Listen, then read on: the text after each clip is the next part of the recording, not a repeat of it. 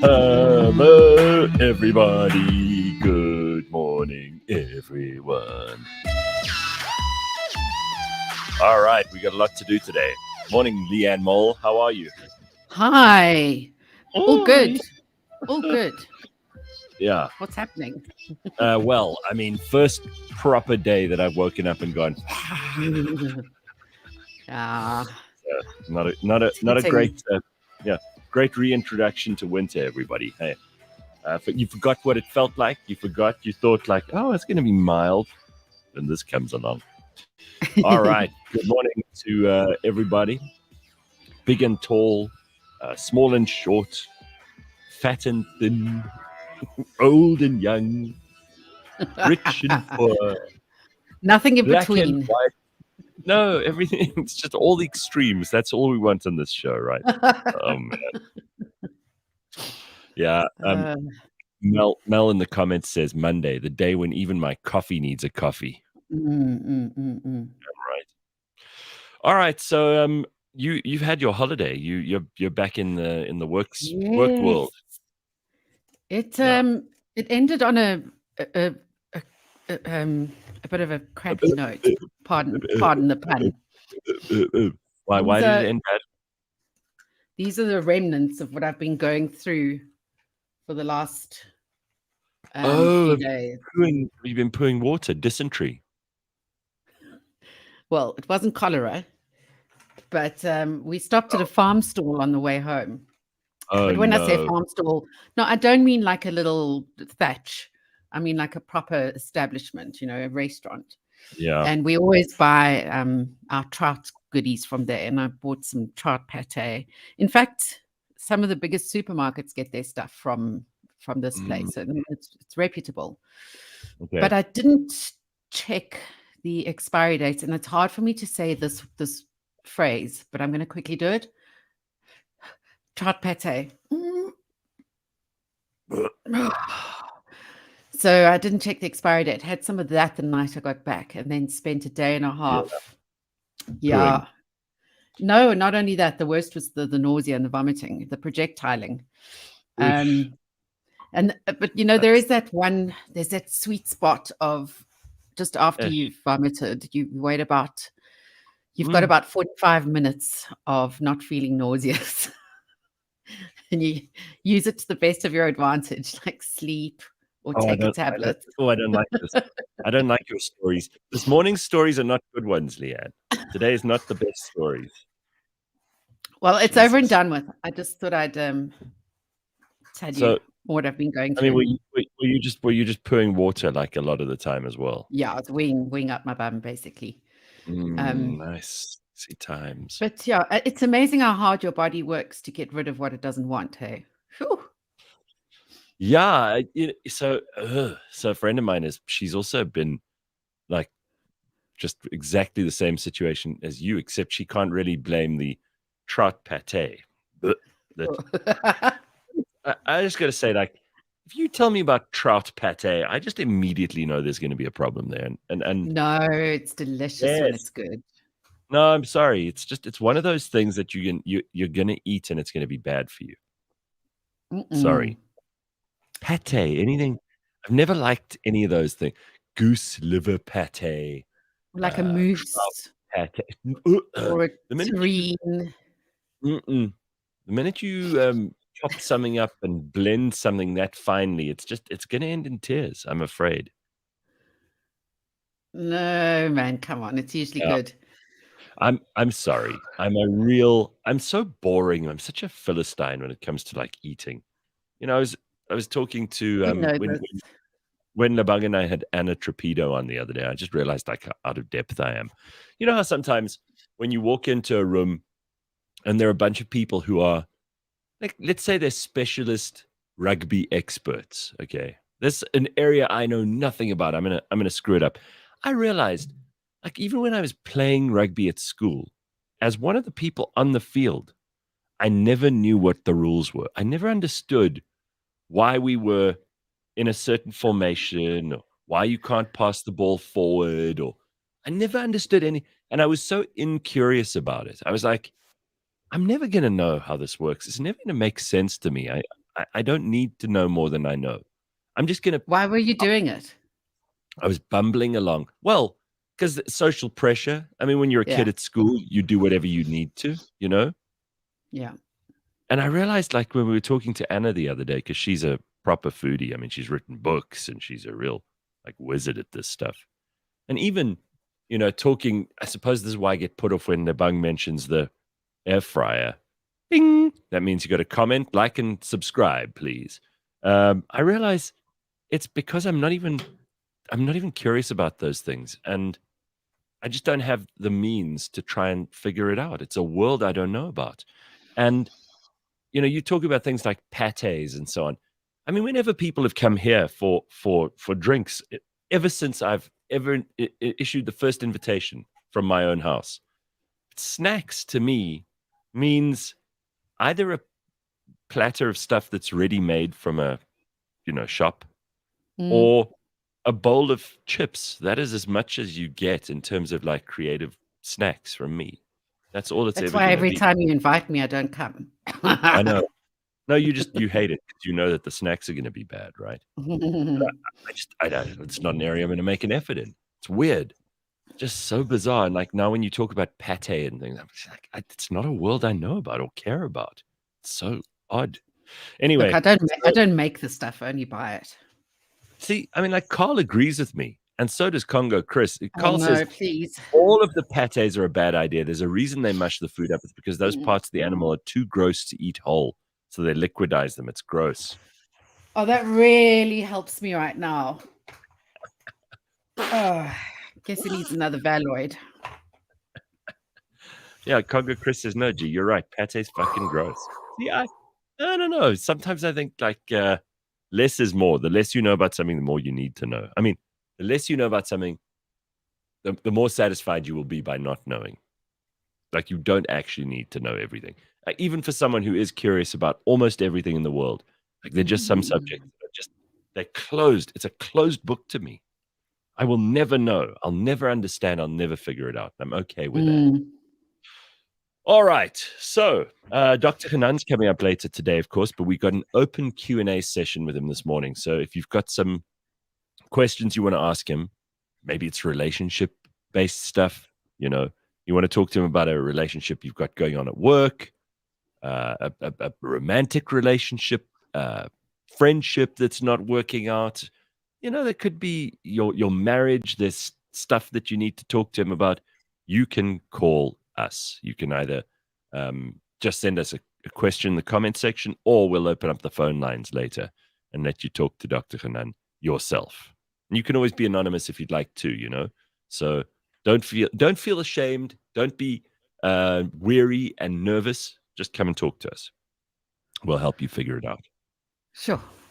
I was just thinking I had a wild dream last night. I mean, I have wild dreams, but last night was particularly good. Tell us, yeah. And I'm wondering, maybe Dr. Hanan can, I know he's not a dream translator, but maybe he could pick up some things. Oh, no, it was amazing. It was, one of those dreams that last the whole night, where you can even wake up and you go back to in? sleep and you go back in.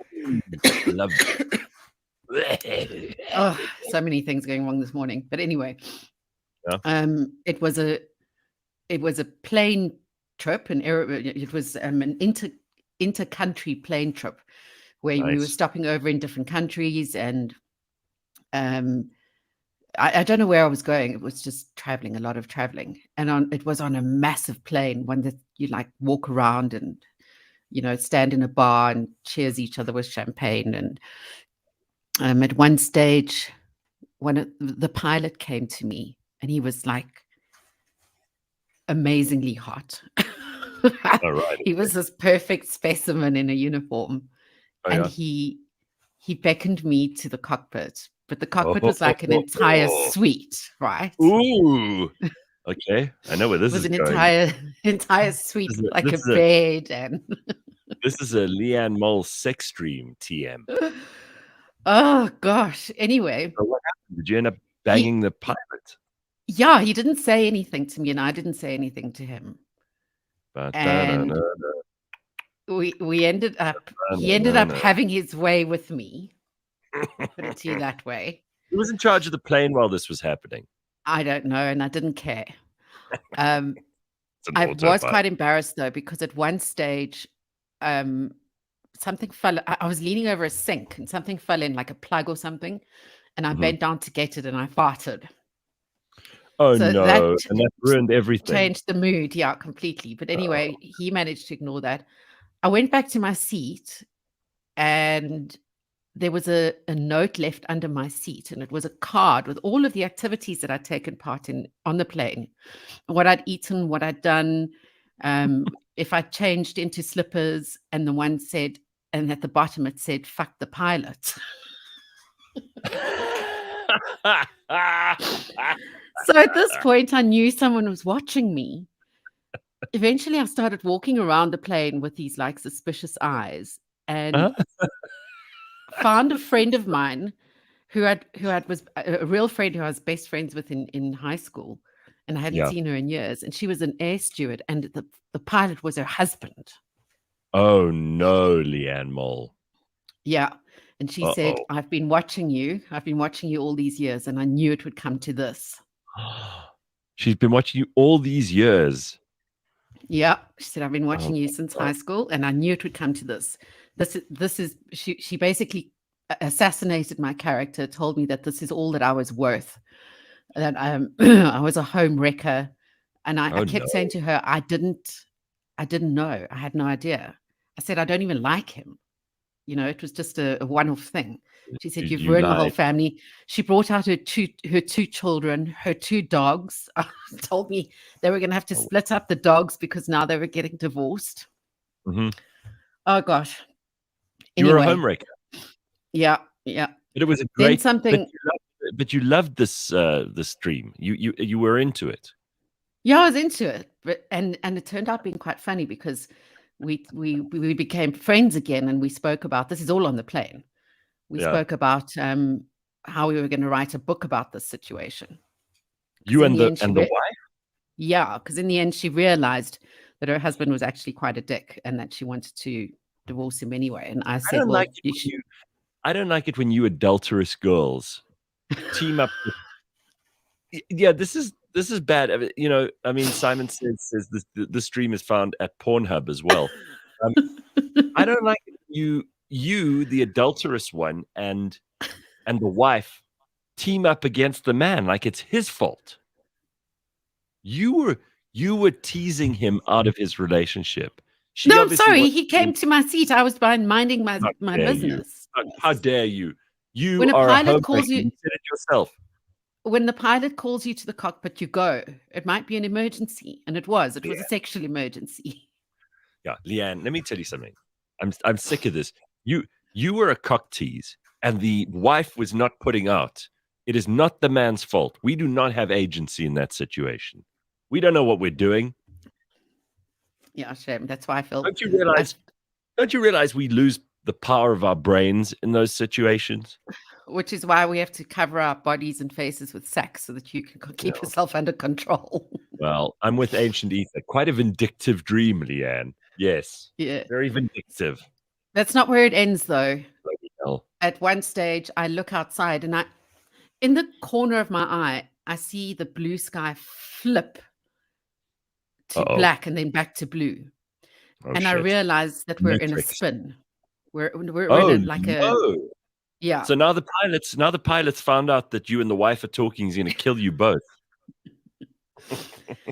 And it's a dream. Now it filters into a dream that I have often, where I'm sitting next to strangers and we're holding onto each other for dear life. And there's almost a video of us going down towards the earth. And you said this was a good dream? I mean, it was up to now. Well, it does. There is a happier ending. But you all died. All 3 of you died holding hands. Thinking about your last thoughts, and then I realized you never know what your last thought is because you can't see when you're going to hit the ground. That's right. So it's like your last words. I've often thought about this. In history, they often write down people's last words, especially if they're famous people. And I always think, but they don't know those are going to be their last words. They could Yeah. start a speech and they could still be going 8 days later and they haven't died yet. And then the last word could be of or Water, and. please. Water, please. Wow. I mean, Derek says the stream is not an episode, it's a series. Yeah, but this is how Leigh-Ann dreams. That was a very disappointing dream. First of all, I mean, I've got to agree with some of the comments. No, I'm sorry.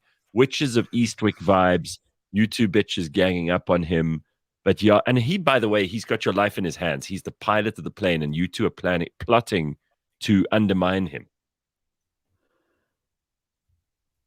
Yeah, it's not a good idea while you're up in the sky, I suppose. You should wait until you're on the ground. So you know how when we were kids, every kids' TV show used to have a lesson? Like by the end of the TV show, you'd have to learn, well, in this episode, Tommy learned to be nice to strangers because you never know when you need a stranger's help. You know, like something like that. So what do you think the lesson is here? Don't be a vindictive bitch because you will crash. Well, we crashed. We burned. In fact, I was left alone in this suite with his two dogs who I was desperately trying to save. And I couldn't open a window because those are those windows that you can't open, obviously, because you're on a plane. The flames outside.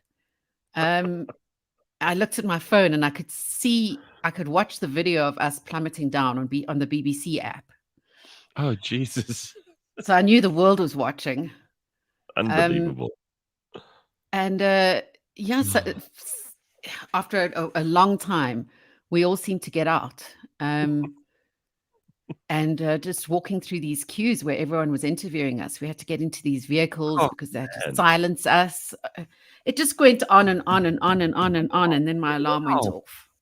God, you have dreams that are like a 4-series special on like one incident. By the way, a lot of people are analyzing your dream here, and a lot of them I think are making quite a lot of sense actually. Simon says, I got the answer for your dream. Basically, it's about your own mortality, and you just want to go out with a bang before you die. Yes, that sounds good. I like that simplification. Or it's an indication that you're feeling that you're not in control of something in your life. It sounds like a very complex falling dream. Mm-hmm. And here's Sean. He's also says, Leigh-Ann, your dream is simply telling you that you are happy with your life. Deep down, you don't understand why you could never find happiness. Wow. Well, I found penis in the dream. You definitely found some dick. Steve says, simple, Leigh-Ann, don't fly anywhere anytime soon. No way. All right. Well, listen, thank you, everybody who's an amateur dream analyst, because you'd be busy with this lunatic for weeks if you sit. I mean, any psychologist, therapist, or dream analyst who's ever been with Leigh-Ann, I mean, Jesus, they usually end up killing themselves. Isn't that right? I haven't had a therapist yet who's divorced me. But I do sense that some of them might be a bit frustrated that they're not getting anywhere. I think this might be very, very simple. We just need to get you laid. I think that's what it is. Yeah, I think it's about time, hey? Yeah, it's time. You got to dust the cobwebs off. Yeah. Get that vagina working again. Get the hips widened. Right. Lube up the ligaments. That's what you need. Speaking of like all that gross food that we were talking about earlier, like pates and things. This is still, when I see this picture, it makes me nauseous. Look at this.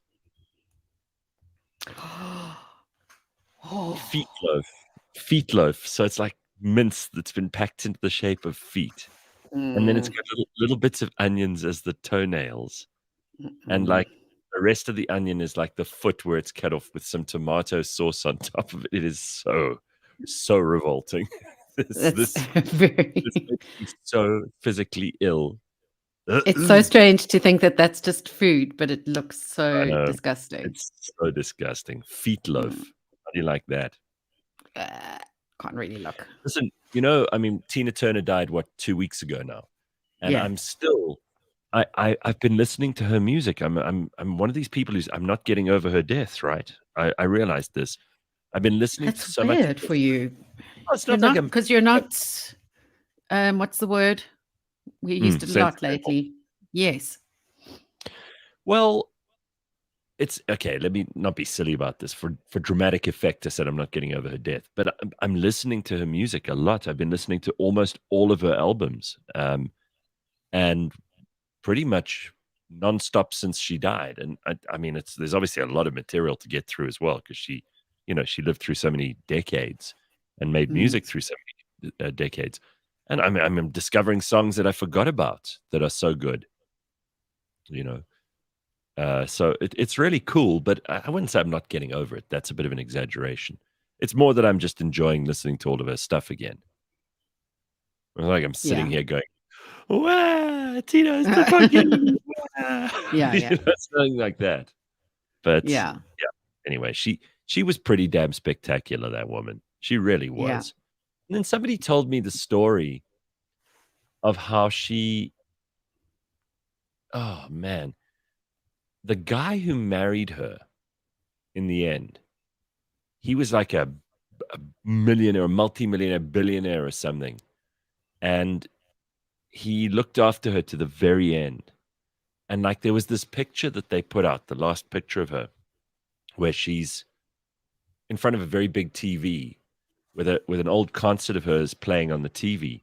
And apparently what they did is they went through all of her greatest experiences, like her photo album effectively, while she was feeling a bit sick towards the end. Her husband and her sat down and watched this like DVD of all of her concerts and highlights of her life and like pictures of her family. And I thought that was really sweet. That's amazing. Yeah. Audrey Jeez, it's says, so nice to know that she was so well loved and well looked after, considering the relationship she'd had before. yeah, with Ike. Well, it shows you see. I mean, you can come out of a terrible relationship, an abusive, horrible, vicious, nasty relationship, and then you can still find real love. So, turn I it mean, around. that's right. So you know, Leigh-Ann, we're waiting for you to get some hot beef injections now that you had the dream. Now that you've heard the Tina life story, you're ready to go. You know, you're bursting out of the gates. All right. So speaking about flying, Audrey says, "Did you see Johnsteinhausen's outburst of bad service at Lyft?" No, because you see, I'm not on Twitter, and I do not care if Johnsteinhausen had a bad flying experience. You know, again, I don't care about politicians. Full stop. I really don't. I want them to have bad experiences because usually we're the ones who have to have bad experiences because they aren't doing their jobs. So whether they're ANC, DA, Herman Mashaba, Musi Maimane, EFF, I don't care. Like, just I want them to have the worst experiences. Right? Am I being unkind? No. Have you found? Yeah, I must You admit, I looking wasn't for I it? wasn't really listening to you ramble. I was, I was I'm looking sorry. for the story. Oh, right. You're just checking your social media. Sorry, everybody. Leigh-Ann she totally got bored with the show and just decided she's going to start looking up shit on the internet. I'm not seeing stuff. This is weird. Is it not a news story? Do you think our listeners are lying to us? Audrey's lying to us? Well, I searched DA lift and I've got the DA says moonshot packed, ready for liftoff, and it's not the story. Jesus, I'm just getting stuff on moonshot. Someone Just the stopped them on moonshot that. pact. You see, this is how you go down a rabbit hole. Yeah. I don't want to know about their moonshot pact. Just leave it, please. So tell us about it then. Who mentioned it? You can't just drop that in the comments section and not tell us what it's all about. Like, why was it a story? Yeah. It's an outburst. Or is it, maybe it's just he had a shit experience with Lyft, you know? Oh, and I don't like that story because I like what the company has done on social media. They're doing really well. So I don't want them to have to face this. I don't know why I feel that way. I must be honest with you. I never had. I mean, obviously, you know, because it costs so much money, and because delays are just so absolutely annoying when you're delayed with a plane. People do complain a lot about airlines, and some of it is justified and most of it isn't. You know what I mean? It's like people also love to bitch about, no, well, I had such absolutely. bad. You don't ever hear anyone go, I just had the most incredible experience in a plane. And look, let's face Well, it. you I heard mean, me saying that this morning. well, yeah, but that was a dream. But let's Maybe it also was a face it. lift plane. Okay, here we go. Johnsteinhausen says, Lyft airline, worst airline in South Africa. Avoid at all costs. Oh Even SAA no. is better. That was his tweet. And then Yeah. later on, he said, I appreciate the call from the CEO. Oh, you see, this is what happens when you're important. You get the CEO on the line. It's like when I once complained about they changed something on the menu at Kauai, which I love. And Yeah. I love Kauai's food. It's really good. They Yeah. changed something on the menu, and I bitched about it in my show. Yeah, at Cliff Central. Next thing I know, I've been invited to have lunch with the CEO of Kauai. Oh no. And I'm like, oh God, this is going to be horrible because now because basically then you're called out on your Karen-ness, right? Yeah. So turns out he's a really nice guy. I think he's the CEO of Virgin now because Virgin Active, because he's done so well. It's been such a successful business, and they've now launched New or whatever it is. That's the other kind of health food stuff that they do, and they've Yes. got all the NU. branches in all the gyms. Yeah, and he's a really cool guy. He's like this surfer dude he's tremendously successful, very clever. And then I basically had to sit there and feel like an idiot because it's all good and well. I criticized him while I'm on the show, and then I'm sitting opposite the guy, and he's like trying to explain to me why they changed things, and I'm like, yeah, that makes sense. But actually, what I'm really saying is, I'm such a moron. I've got egg on my face because I've been sitting here bitching and moaning about your menu, and you're explaining to me why it happened, and I just sound like a moaning asshole. Anyway, so John Steenhuisen says, I appreciate the call from the CEO of Lyft Airline, and we're in discussion. It is great that an airline responds so quickly to customer concerns and wishes to resolve the matter. I commit to constructive discussion with them about the circumstances regarding this evening's matter and resolving them. Thank you, Gidon Novik, for your constructive response. Well, it's only because you're John Steenhuisen that he got back to you, is what most people will be saying. But then a lot of people will be saying, well, he shouldn't have, you know? Anyway. Yeah, like why does he deserve different treatment type of thing? You listen to this. Maybe John got fucked by the pilot, says Sean. Lucky him. All right. So Congo Chris, Hanan says, I once sat next to Becky Pele on a flight. We joked that we wanted the middle seat to stay open. He said if someone comes, he will tell them to give back the land and the seat. Wow. I would hate to sit next to that guy on a plane. Ugh. Really? Anyway, I mean, look, what are we going to do, right? Tabo says, I'm trying to picture the sounds of a moaning. I'm trying to picture the sounds of a moaning asshole, which is what I was when I complained about that menu. Anyway, you don't want to complain about something because we all go on the internet and complain about things these days, and we go like, oh, that stupid thing, and then next thing you know, you're actually sitting with the CEO, and they're actually trying to like calm you down. And you always feel like an idiot after something like that, always, and probably rightly so. Yeah, you also don't realize how much damage you do to the brand from your one little experience that was probably meant nothing. And it's an outburst, right? That's all it is. It's like a tantrum. Yeah, not good.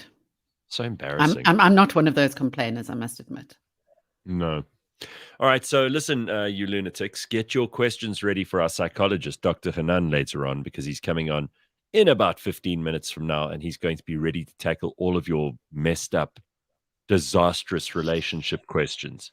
All right. Because I know that there's no one person who listens to the show who is in a stable and happy relationship and keeping their shit together. I'm pretty sure everybody who participates in the show is just bad at stuff like that.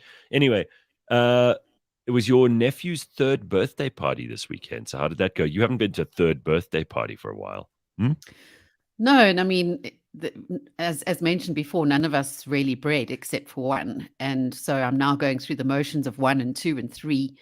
Nice. And he's very close in age to his cousins they're literally days apart. They're twins. So the three of them always have a birthday together. So it's triple the fun and triple the chaos. Right. So we went off and had quite a nice civilized garden, focaccia and Aperol Spritz afternoon. But how? Because you were still dysenteried. I had just come out of it yesterday. It was my first time out into the sun. I was like a vampire. All right. It was my first time out, and I hadn't eaten for 2.5 days. So I managed to get down some focaccia and some pizza and a little bit of done. Yeah. So that felt good. But I noticed the lack of children around. Obviously, it was far too civilized. Yes. Only to find out that no, my cousin and the two families for the 3 kids had to hold a separate birthday party earlier on in the day, from about 10 in the morning, for all the children. Reason being, and I didn't know this. Okay, so tell me from your memory when you were about, okay, maybe not 3, but birthday parties in general. When I was 3, I don't remember a damn thing. No, not 3. So maybe 6 onwards. My mom would drop me off at a party, wouldn't yours? Yeah. Drop you off and then... Yes. And absolutely. then pick you up later. And in fact, I remember my mom would give me Valoid, speaking of which. She would give me Valoid before taking me to a party because she knew I'd probably overeat on sweets. And then pick me up. All right. I wasn't a big eater. I felt socially awkward at parties, so I would just kind of sit in a corner and do something with my hands, really. But sounds a bit no. These days, you invite the child. The child will come with their parents. Yeah. The child's siblings will also come. And if Granny's, with the family for the weekend up from Nelspruit, she'll also come. Oh my God, you have to cater for all these people? Then there's no such thing anymore as choosing people in your class because, at 3, you're in school now. There's no such thing as choosing people in your class. You invite all the kids from the class and their parents and their siblings. This is how things have changed. Yeah, but children have no ability. They're growing up without the ability to discriminate. Like actually choosing who you're going to invite to your birthday party is something you need to learn. Yeah, I mean, how are you going to be a CEO one day and just invite all your friends? Oh, hang on, that's happening in government. Yeah, but I hate this the stupid thing that people are doing now, where they don't discriminate at all. Everything has to be non-discriminating. And let me tell you something: judging and discriminating is what separates you from the animals. Gives you strength. Need to be able. Yes, for God's sake, man, what is this nonsense? People are so dumb. Okay, look, there are 3. There are 3, but I'm sure that this sort of thing carries on for quite a while. Then I realized, she mentioned party packs, and I said, what are you allowed to put into these party packs these days? Yeah. Most kids aren't allowed sugar. She said, luckily for her, the consensus was just no nuts. So you could go crazy on the sugar if you wanted to. But she said one of the parents walked by the little kids' table and said, sure, some mums are fine with, putting out chocolates at this time of the morning, and didn't realize that the person who had done that was standing right behind them. And there she was standing with a glass of Prosecco in her hand at 10 o'clock in the morning and said, that would be me. Oh, 10 in the morning and she's hitting the Prosecco. Hey, these mums are... No, that's my cousin. Oh, right. Okay. I would be too. No, they were having mimosas. So now you realize as well, I mean, you order, you arrange for mimosas and teas and coffees and croissants and that sort of thing. And then people still make you have to invite all these people and their grannies and everybody. This is what you have to do. That's what happens now. So essentially, between the 3 kids who were all turning 3, there were about 30 adults and 60 children at this party, just the morning party. Wow. And you spend, if you work it out, you spend thousands and thousands per child, really. It's just crazy. These things that make me realize that I'm quite happy I didn't have kids. I know that there are many benefits, and it was cute to see some of them. I mean, I went to go watch my my nephew playing rugby 2 weeks ago, and then he was playing again this Saturday, and my brother's like, "Hey, do you want to come?" I was like, I kind of was there 2 weeks ago. I think that's enough for this month. And then I realized it's a new month, so that doesn't make much sense. You've got to plan your excuses properly. Yeah. But honestly, can we just talk about how people are just unable to discriminate for a second? Yeah.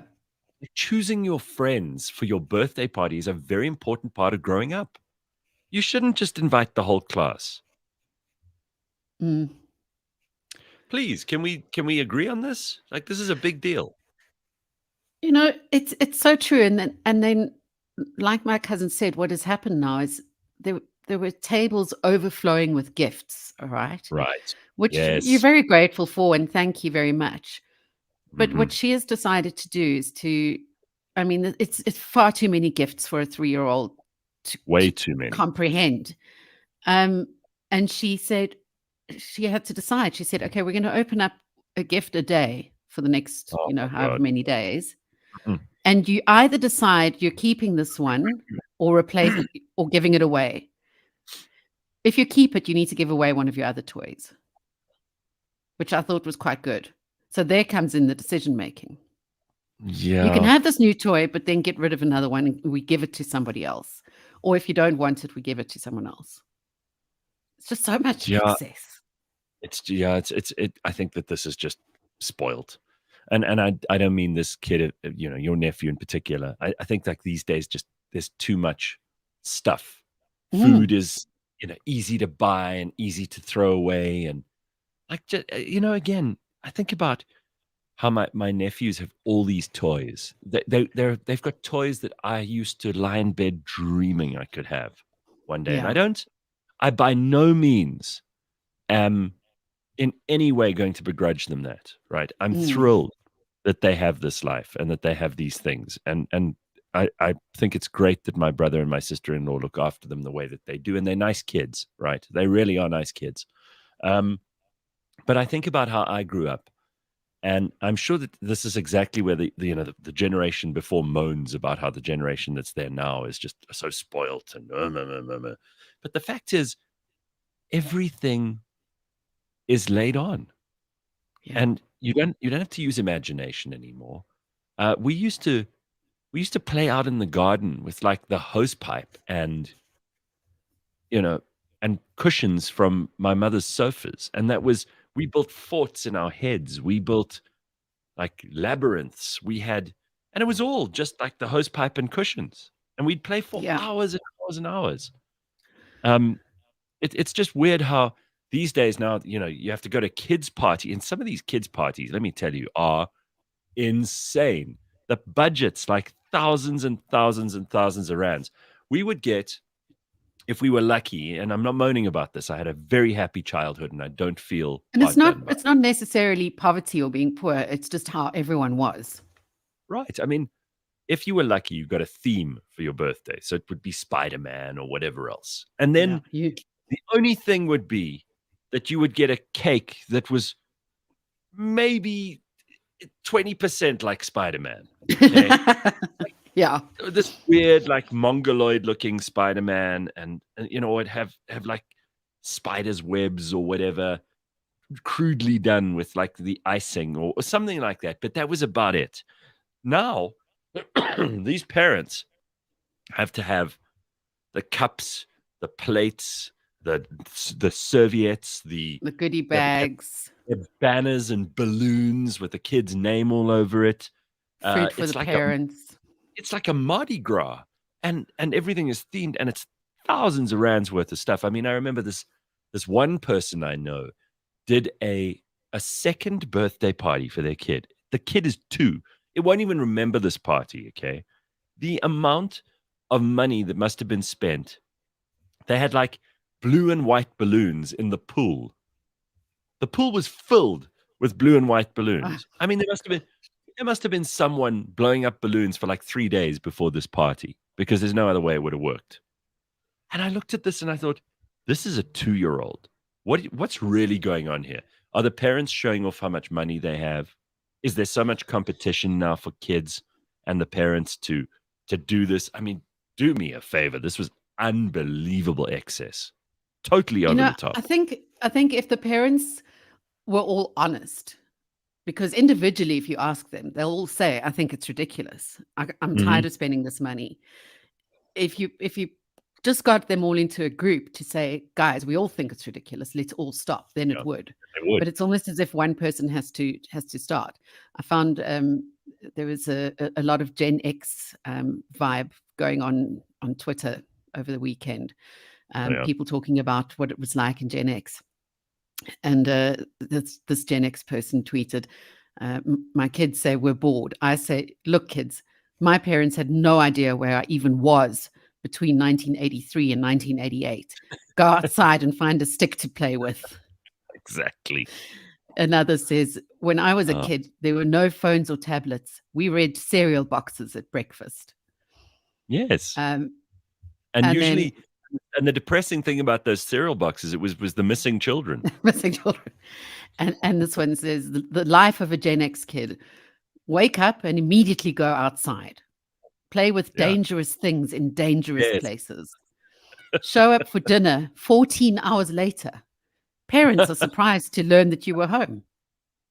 Right, Eat fish sticks alone while watching TV. Read in bed with flashlight.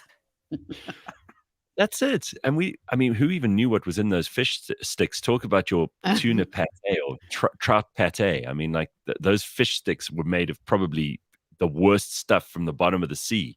You know, like MSG, a lot of MSG. Yeah, they'd scrape the inside of the I&J fishing vessel as it got into harbor, and then they'd throw all of that into a barrel and cook it for like 8 weeks, and then that would be your fish sticks. And then one last one here. Kate Bush is at the top of the charts. Top Gun is the #1 movie, and we're in a Cold War with Russia.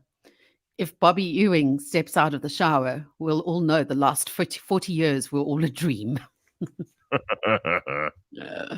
Oh, man. I do think, obviously, I think my generation's the best, obviously, right? And everyone's going to disagree if they're older or younger.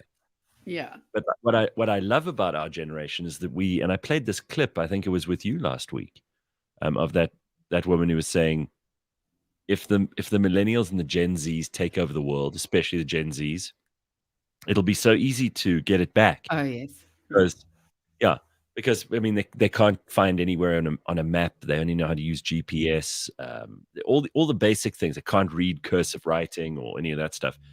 But I thought about it. We were the last generation that had a world without phones. We didn't have phones on us when we were kids.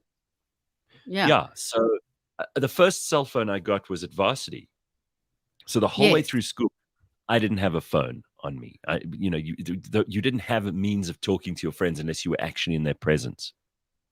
No, I mean, we had to know where or look out for phones on the side of the highway in case there was an emergency. And those you only got on toll roads.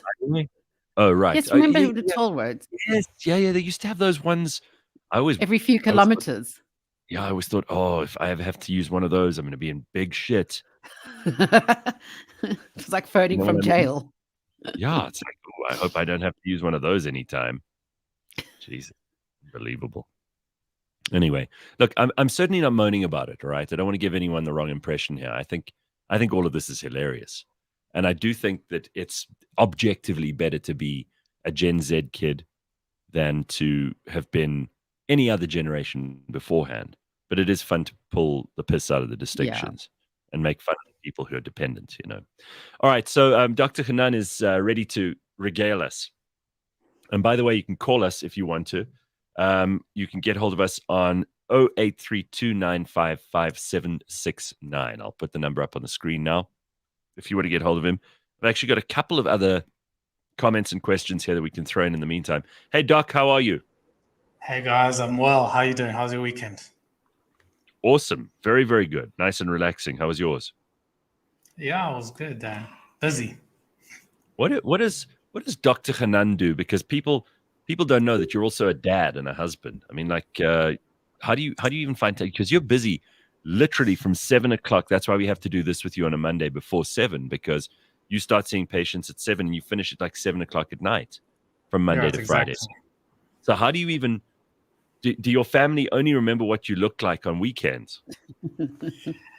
So I do work on a Saturday also until about 6 or 7 at God. night, and Sunday is just purely family time. So I wake up early, have a breakfast with the wife and kids, go out for lunch, spend quality time with the family. So they do get to see me in the evenings and mainly on Sundays.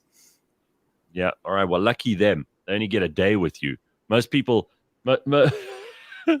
most people would have to pay for the privilege. But this morning, we're going to help people to figure out what's going on with their lives and their relationships. So we'll take calls 0832955769 if you've got something that you want to deal with this morning with Dr. Hanan. But I've got a question here already. Let me just go straight to this one. Where is this thing? Sorry, here, got a question for the doctor from Simon Says. Got trust issues because my mum left when I was 6. She's alive. But now I can't seem to trust and believe a person's feelings for me when I try and get into a relationship. What can I do? That seems pretty honest. Right.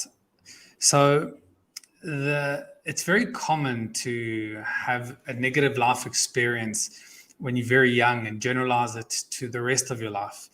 So if I get hurt by one person, my brain, in order to protect me, starts generalizing it to, well, if that person can hurt me, well, then everybody else can as well.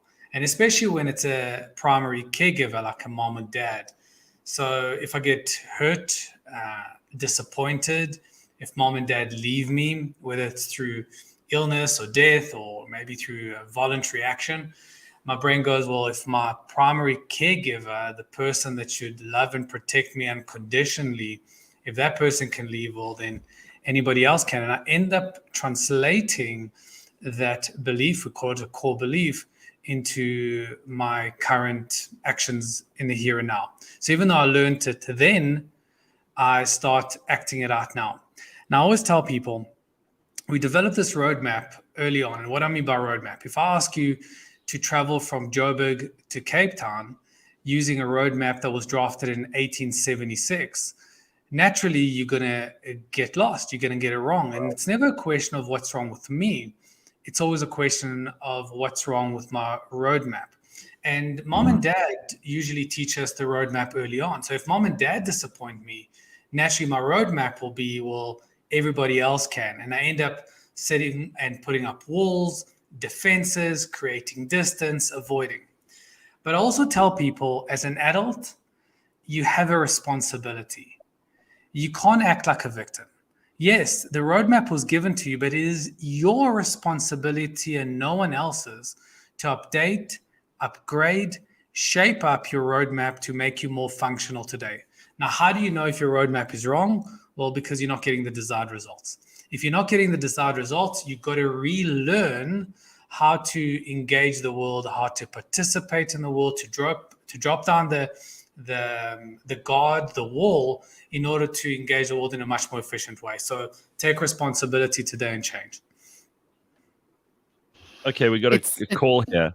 We got somebody on the line to ask you something. Go ahead. Morning, Doc. It's Mapelo here. Oh, Mapelo. Okay, I knew it was Mapelo. He's the only one. He's the only one who's got our studio number on speed dial. Go ahead, Mapelo. All right. Is there something wrong with me, or is it healthy if I feel this way about relationships? Okay. I'll be in a relationship and it's nice, it's good, but when it ends, yeah, it's gonna hurt a little bit. But I'll be like, actually, this is better. This is really good being single. And then I'll be in a relationship again, and the same thing happens. Is there something wrong with me? So, what happens in a relationship? What do you go through? No, after a relationship, I feel like it's better being single. It's good. It's better than being single in a relationship. Just say yes. The problem is you, and then let's move on, Doc. I mean, it is like that. Those feelings of, you envy people who are in relationships. You get into a relationship, and then afterwards you think, oh, it's actually so nice being single, being able to do what I want to do. And then the cycle begins again where you think, oh, I'm lonely and I want to be in a relationship. I think that's what it is. Exactly. That's what happens. So what happens, we got to remember, happiness is available to anybody. The human brain adjusts to pretty much anything. You can find happiness in a 1x1 square meter room, and you can find unhappiness and misery in a castle. Because the human brain just learns to adapt. We are adapting machines. We're terrible at predicting, but we're amazing at adapting. What ends up happening when we're in a relationship, we fantasize about all the wonderful things that we can do as singletons. And then when we're single, then we fantasize how amazing it would be to be in a companionship. So the brain always wants to chase what it doesn't have because it gets used to what it's always gotten. So is a normal, yes, it happens, but you got to fight the urge to fantasize about the alternative. Because the moment you fantasize about the alternative, you actually devalue what currently is available to you. So that's, by the way, the definition of suffering. Being in a relationship and wishing you were single, living in South Africa and wish you were living in America, being on a diet and wish you could have the chocolate cake. That's suffering. So you got to marry the current moment, marry where you're at and make the most of it. All right, Mapelo, you sorted now, or you're going to keep on having problems? I don't know. Yeah, well, I'm telling you, you're the kind of person who's always going to have problems. That's what I'm going to say right up front. Let's not waste your time. All right, thanks. Aren't you glad I'm not your psychologist? There we go. Thank you, Mapelo. Bye-bye. Oh, wow. What you should do, Gareth, is just let him know little by little every week and keep him coming to you if you want to be good. Doc, have you ever had a patient who was so annoying that you gave them bad advice just so you could get rid of them? Or you told them they were fine, they could go home. Yeah. Just get divorced. Just leave him. He's not worth it. Gareth, I want to see one day, we should actually reverse the roles. I want to see you go through one patient. We should record it. You'll come to the office, you'll sit in the therapist chair, and just for 45 minutes, let's see if you can even handle 45 minutes. Just sit through somebody going through an issue. We need to see that. No, Doc, you know what'll happen? It's going to be an absolute nightmare for the patient. They'll kill themselves. I'll end up in court with the rest of the Please, you can't do this. So dramatic. Yeah, well, come on, Leigh-Ann, you know it's true, right? No, you wouldn't last 15 minutes. Not a chance. We lock the doors, though. We can't allow Gareth to get out. We won't allow him to get out. He's got to see the session through the 45 to an hour session. He'll do so much damage. He'll tell the person they're stupid, that they can't do anything right in their lives, that they're the bottom of the gene pool, that Charles Darwin was right. He'll mess it up completely. No, we can't do it. Please. It's just not. It's not fair to all of humanity. It's basically it would be the worst thing that had happened to humans. I mean, without any exaggeration at all, it would be the most terrible, disastrous I have day. A feeling, Gareth. I have a feeling you'd surprise us. I think you'd sit here and really empathize and really understand and really sit by the person, cry it out with them, give them sensible advice. Now Dr. Hanan's talking nonsense. Hey, good morning. What's up?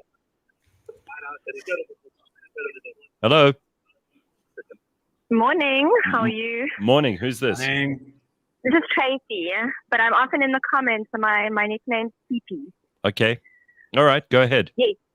Well, I know that he's only got 5 more minutes or probably 4 more minutes left, so let me quickly just give him the gist of what's been happening. So for the last 10 years, I haven't spoken to my mom. I don't stay very far away from her.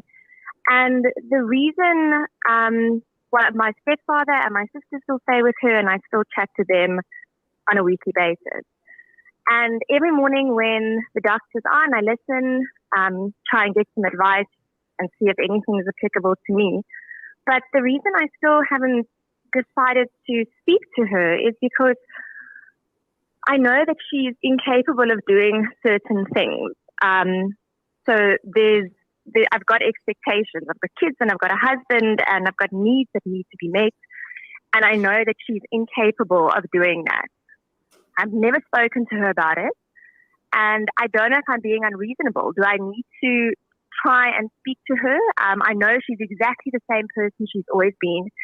She treats my sister, my brother exactly the same she did when I was growing up. And there's definitely a form of abuse there. It's not physical, but definitely verbal. And there's a lot of like emotional blackmail and stuff like that goes on as well. Can I just say, I think she sounds lovely. Yeah, you see. Okay.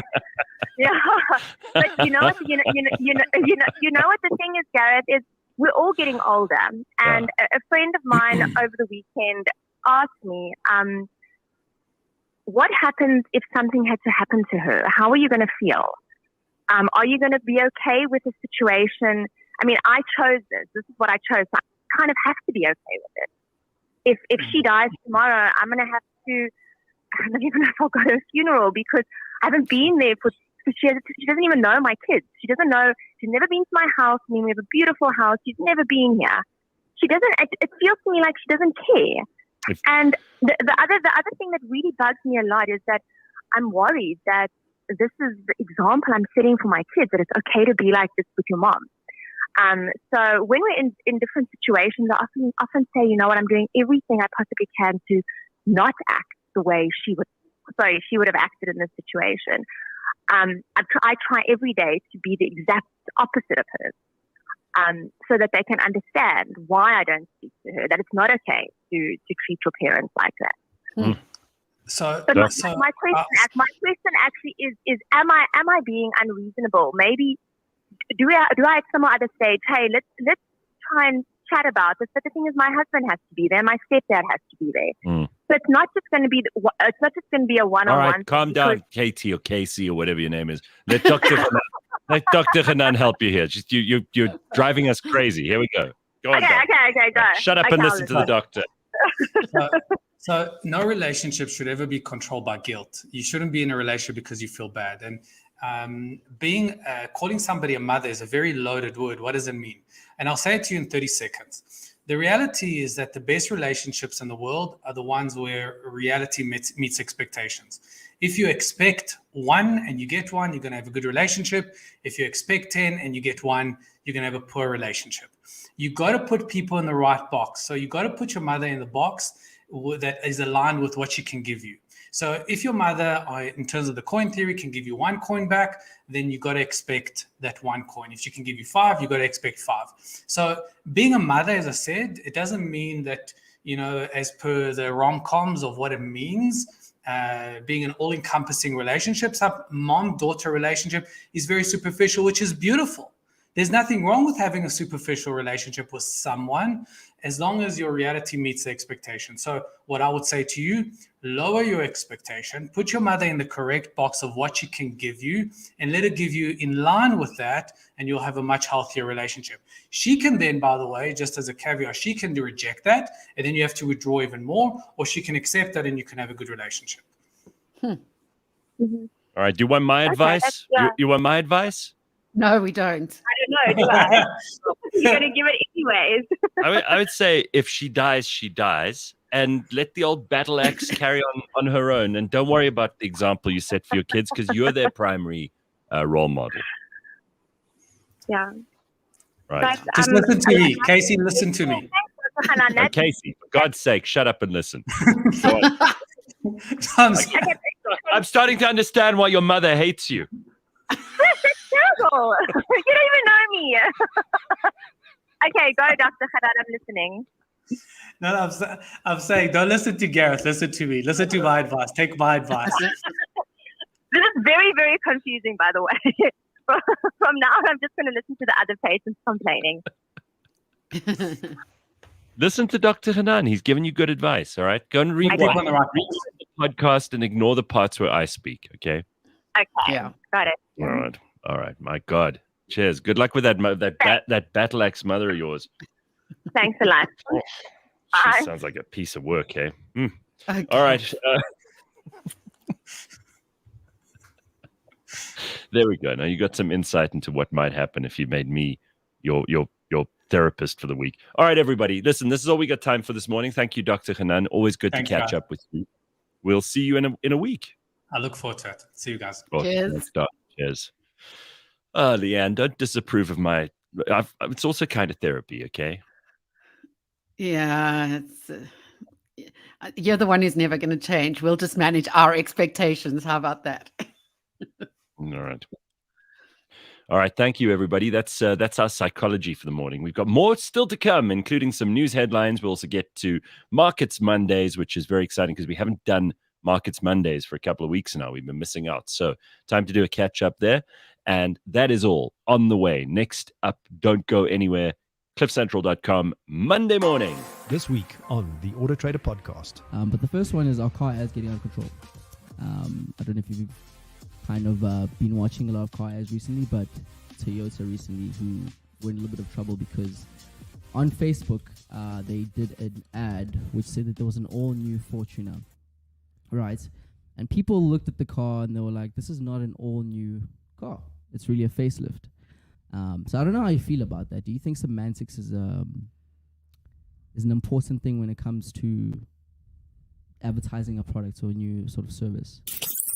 Catch us every Monday at 9 a.m. on YouTube and on autotrader.co.za.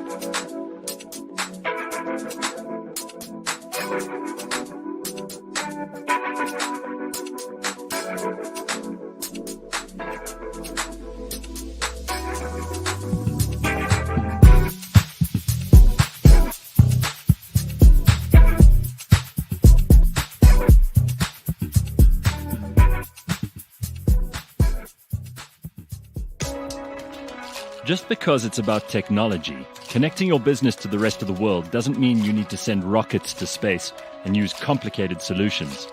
Want to simplicate things? Well, join Jaco Voigt, who is the CEO of Catalytic, on the Unbundled podcast. With skin in the game and a keen focus on educating and assisting you and your business, Jaco decodes all the aspects of connectivity, security, and cloud solutions. Unbundled is brought to you by Catalytic and is available on cliffcentral.com, Apple Podcasts, Google Podcasts, Spotify, or wherever you get your podcasts.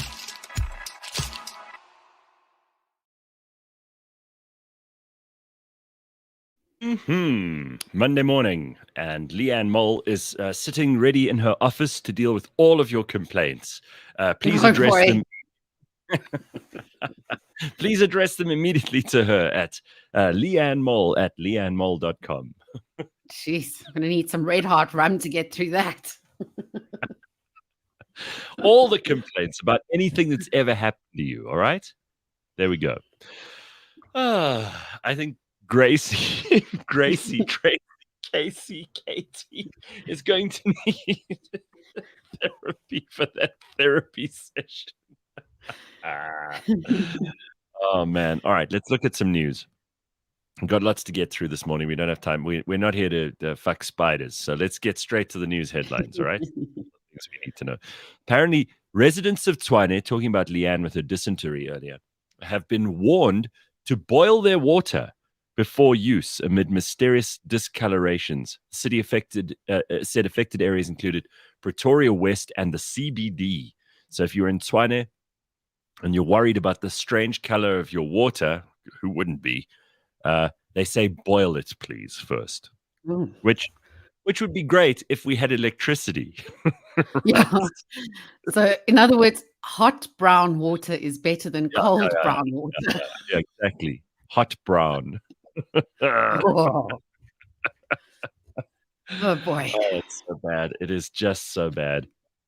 Anyway, I mean, you want to hear more about this? Well, I mean, if I lived in China, I would. I mean, you live there, right? You don't care, right? Okay, so basically they just said, for now, consumers are urged to filter and boil the water before drinking. Once water levels in the Klapperkop reservoirs improve, the sediment will settle and the water color will return to normality. Water situation will improve in a little while. This is the actual tweet from the city of Tshwane. So now you know. In a little while, okay. Yeah, in a little. We'll get just calm down. Is basically what they're saying. Oh, on this note, I must just tell you, I don't know if I mentioned it last week. Driving out of Gauteng into Mpumalanga, the difference in roads. Did I talk about it? No. Gee, Mpumalanga, well freaking done. Your roads are amazing. I seem to remember that the route out that way used to be a little bit treacherous with lots of potholes. Now it's the complete opposite. You can tell when you cross over the border. So you're saying Mpumalanga has better roads than Gauteng? Wow, like super well maintained. People are continuously working on them. They're like they're brand new. It's like smooth as a baby's bum, and just so happy to hear this. Painted. I'm so new unused. Off-ramps being created. I'm so unused to good news. I don't know how to deal with this when the government's actually doing its job somewhere. There must be someone who really scored properly on that tender. Or maybe the money is actually being used for what it's supposed to be used for. I'm not sure what's going on, but it was fabulous and just well manned, and traffic cops and people were obeying the rules of the road. Oh, it was amazing. Well done. Can't believe this is also good news. It's too much good news for a Monday. All right, so what you're basically saying is all the people in Gauteng who are sick of potholes must just move to Mpumalanga. Yeah, I'm seriously considering it. All right.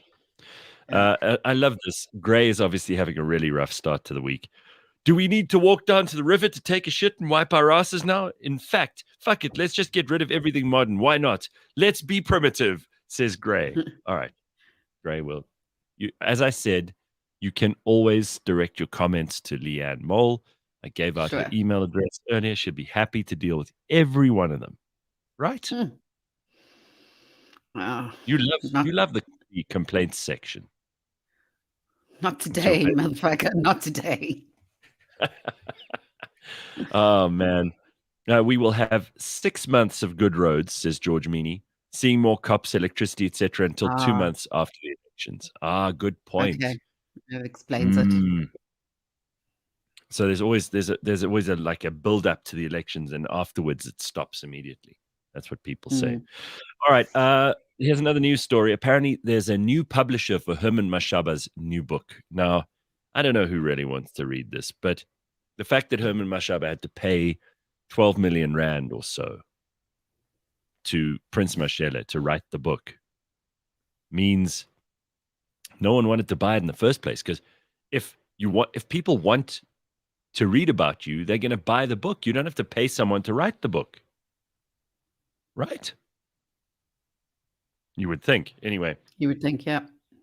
So he has promised that he will. His book will be out soon. This is Herman Mashaba. He's dispensed with the pretense that someone's writing about him because they're really interested in him. Now he's like, no, I am the marketing arm. I'm putting out the book about me, which I want you to buy and read because me. Anyway, he said a new publisher has been found for his book after it was dropped by Jonathan Ball over ethical issues. The book, called The Outsider, the unauthorized biography of Herman Mashaba, was removed from bookstores after Sunday Times reported Mashaba had paid its author 12.5 million rand for work towards the book. Jonathan Ball said is unaware of any funding agreement between Mashele and Mashaba when it was signed. And they said this non-disclosure is a breach of trust. That's why they dropped him. Anyway, he says he doesn't know why Mashele never disclosed the payment to publishers. So as far as Herman's concerned, he's like, I'm not embarrassed. This is what I wanted to do. It's Prince Mashele's fault for not disclosing this. I paid the money. So maybe he doesn't care at all. Maybe for him it's just, a thing. So if anyone cares about that, now you know. Wow, a friend of mine just got back from South Sudan. Yeah, I mean, of all the places to go, and it wasn't for like an engagement or a honeymoon or anything. Because why would you go to South Sudan? But anyway, the real shit's happening in Sudan, which is just north of there. Hence the name South Sudan. I know you're going to have to work really hard to stay with us during the show today. It's complicated, but Sudan itself is a complete disaster at the moment. It's a war zone, right? There are hardly any hospitals open. Most of them are closed down because of the conflict. Those that are open are running out of power, giving birth a stressful experience, and more than usual for both the women and the healthcare workers who are trying to help them. So apparently a cesarean was done by the light of someone's phone torch. Oh, gosh. You know the torch that you use when you're stumbling around your house during load shedding? Yeah. Well, the doctors managed to do a cesarean, a C-section, by phone torch. This is what they use. They've gone to the cesarean. They've gone to the trouble of reenacting it in this picture, which I'll put up now. These are the Sudanese doctors who managed to deliver a baby by C-section using only the light of their torches, ladies and gentlemen. Take a look at this. Read them and weep. They're those brave women in the Sudan using their phone torches. What do you think of that? You've got to cut through about 7 different layers of different parts of anatomy to do that. I actually didn't know that until recently. But you've got to there are like 7 different steps you've got to follow, cutting through the different layers. Then you've got to move the bladder out the way so that doesn't get harmed. It's a very intricate operation. It's actually major surgery. To do that with holding torches. Oh, jeez, man. We're very lucky, some of us. KB says, now that is a C-section, spelled S-E-E. Well, I mean, it's just, I'm glad that their phones were charged, because imagine if the torch ran out of light, ran out of power. Look, it's not unheard of. And we've spoken to my cousin, the surgeon. She's done surgery with the light of a phone before. Oh, my God. You get those moments when the generators haven't kicked in, those sorts of things. It happens. And look at the Doctors Without Borders ads. Those are very much focused on what happens in Africa when the power runs out. Why do they need ads? Are they fundraising, or are they telling you like, look how we don't have money? No, they're fun. It's to fundraise. Yeah. All right. Here's an interesting story. Where do billionaires live? Well, we've got the 16 cities around the world with the most billionaires. Do you want to take a guess at whether or not there's a South African city in there? If it is, it would be Cape Town, but I'm guessing like Monaco and places like that. All right. Well, I'm going to give you the top 10 because you wouldn't be terribly surprised by some of the others, and we don't want to be here all day, right? So number 10 is Mumbai, India. So in Mumbai, they've got 39 billionaires. Then Shenzhen in China has 42 billionaires. Then Singapore has 54. Now, I'm not surprised by that at all. I knew Singapore would be in there too, right? And they're increasing. They're going up the list, actually, because they gained 4 billionaires between 21 and 22. Number 7 is Los Angeles, 58 billionaires. Then Beijing. Again, China's now got 2 cities in the top 10. 61 billionaires in Beijing. London is at number 5, 75 billionaires. Moscow is at 76 billionaires. They're at number 4. So that's oligarchs. Yeah, Moscow is ahead of London and Paris and Beijing. Sure. So that's an interesting number. Number 3 in the big 3, San Francisco, 84. Obviously, the tech billionaires are all there. Right. The ones who haven't moved out. Number 2, guess what number 2 is? What haven't we had yet? Somewhere else in America. No. Somewhere else in China. Hong Kong, number 2. 112 billionaires, which leaves only one city, and I'm sure you can guess which one it is. Dubai? Nope. Dubai is not even in the top 10. Which is not a city, but yes. No, Dubai is. Okay, no. I don't. Give me a clue. New York City. New York. 136 billionaires in New York. And they have lost 2 billionaires between 2021 and 2022.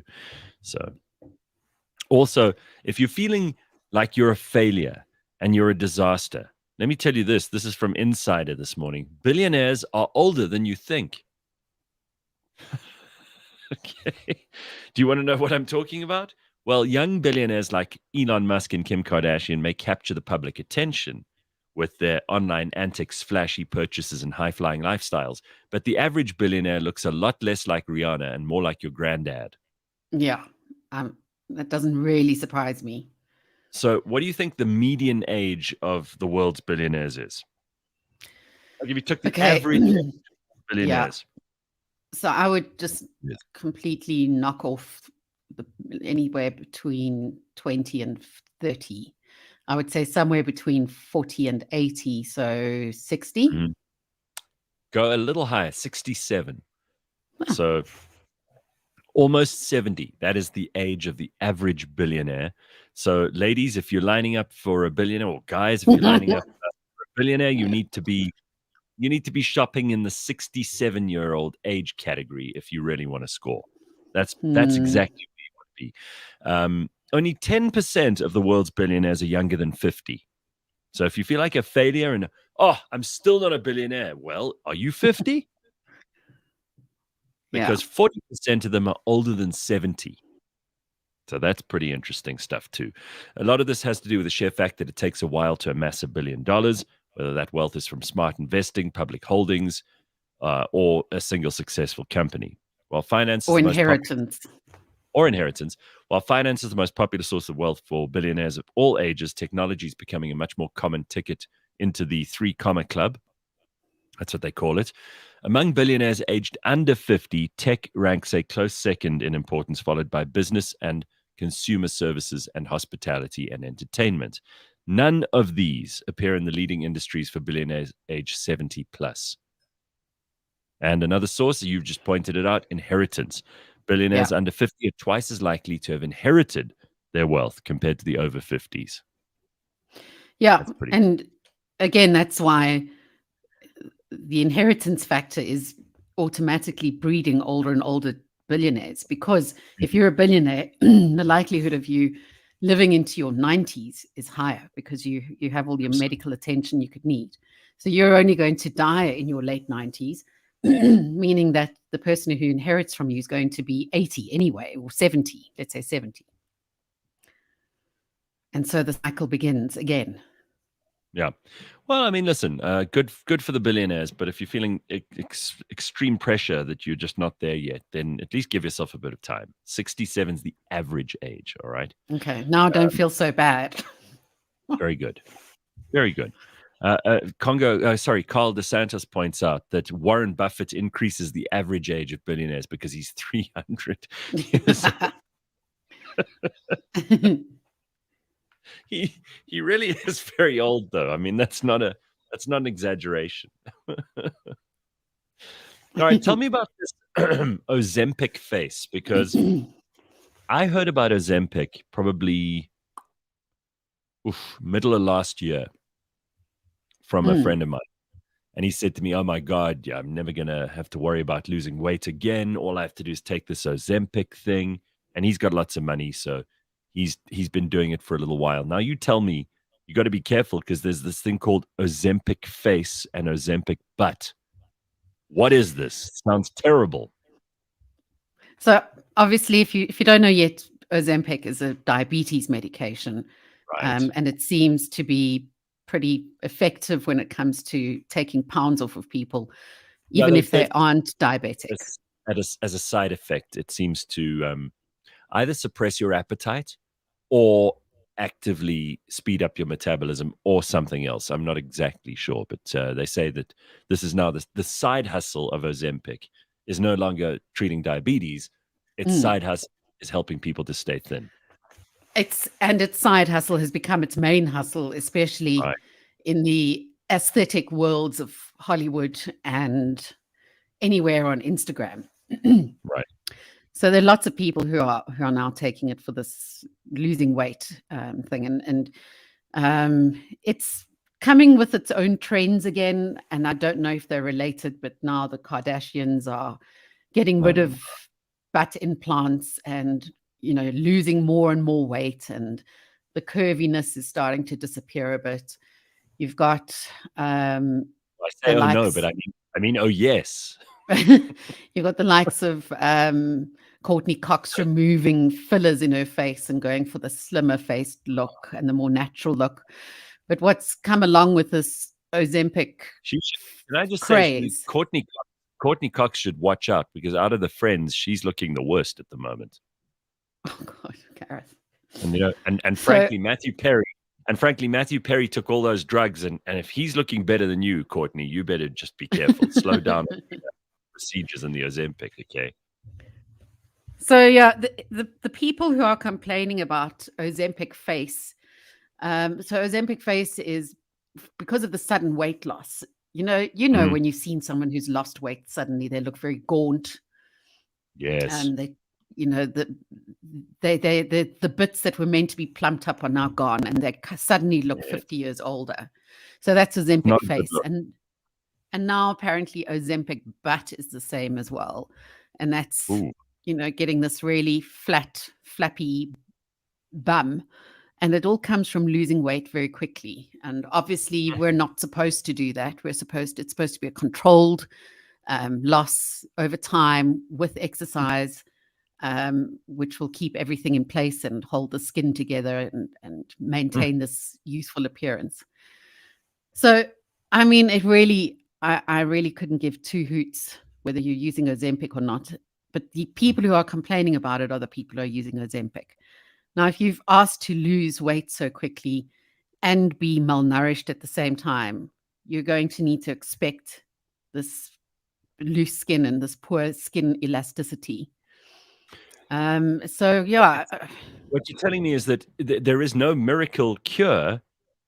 Exactly. There never is. You can't just be, oh no, here you've led me down the garden path, Leigh-Ann. But it irritates me that the very people who wanted a fast solution are now complaining about the effects of the fast solution. It's like, honestly, take the side effects with, take it as it comes. Swings and roundabouts. I mean, I'm being sarcastic, but there is no shortcut.